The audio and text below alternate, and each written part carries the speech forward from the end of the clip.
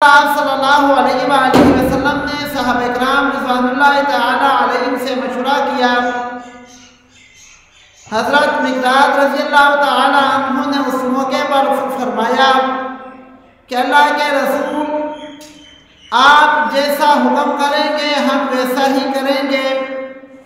हम हज़रत मूसा अलैहिस्सलातु वस्सलाम की उम्मत की तरह आपको ये नहीं कहेंगे कि आप और आपका रब जाए और उनसे लड़े।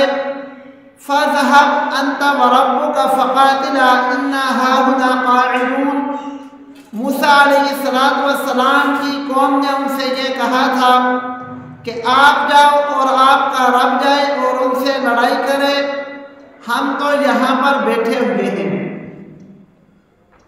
तो हज़रत मिक़दाद रज़ियल्लाहु तआला अन्हु फरमाने लगे कि अल्लाह के रसूल सल्लल्लाहु अलैहि वसल्लम, हम मूसा अलैहिस्सलातु वस्सलाम की हवारियों की तरह, उनके दोस्तों की तरह, उनके साथियों की तरह आपसे ये बात नहीं करेंगे, बल्कि आप जो भी हुक्म देंगे हम उसको बजा लाएंगे। इसके बाद आप सल्लल्लाहु अलैहि वसल्लम ने अंसार की तरफ देखा तो वहाँ पर साद बिन मुआज़ रज़ियल्लाहु तआला अन्हु खड़े हुए और उन्होंने भी आप सल्लल्लाहु अलैहि वसल्लम को अपनी पूरी वफादारी और पूरी तरह साथ निभाने का यकीन दिलाया। आप सल्लल्लाहु अलैहि वसल्लम इस बात से बहुत खुश हुए।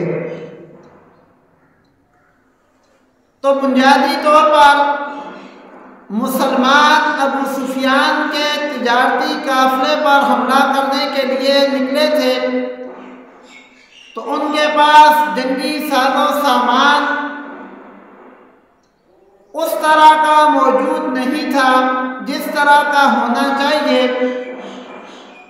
उधर अबू जहल पूरी सोच के साथ निकला था, इसलिए उनके पास पूरा जंगी साजो सामान भी मौजूद था। 200 या 300 घोड़े थे, 700 ऊँट थे, ऐसे ही ज़िरें भी थी।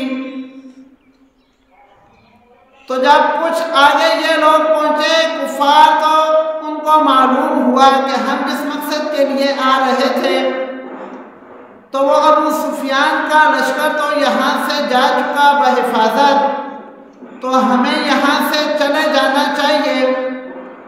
लेकिन अबू जहल इस बात पर राज़ी नहीं था। कुफार के लश्कर में भी उतबा खड़ा हुआ और उसने कहा कि ए कुरैश, आप लोग जिनसे लड़ाई करने जा रहे हो वो कुरैशे मक्का ही हैं, हमारे अपने ही कबीले के लोग हैं। उनमें किसी का भाई है, किसी का मामू है, किसी का खालू है, किसी का चचा ज़ाद है। तो आप उनके साथ लड़ाई करके अगर जीत भी जाओगे तो सारी ज़िंदगी के लिए शर्मिंदगी महसूस करोगे कि अपनों से लड़ाई जीती भी तो क्या जीती, और अगर कोई और उन पर हमला करके उनकी ताकत को नेस्तो नाबूद कर देगा तो वैसे भी उनकी ताकत ख़त्म हो जाएगी और हम इस शर्मिंदगी और आर से भी बच जाएंगे। लेकिन अबू जहल राज़ी नहीं हुआ था।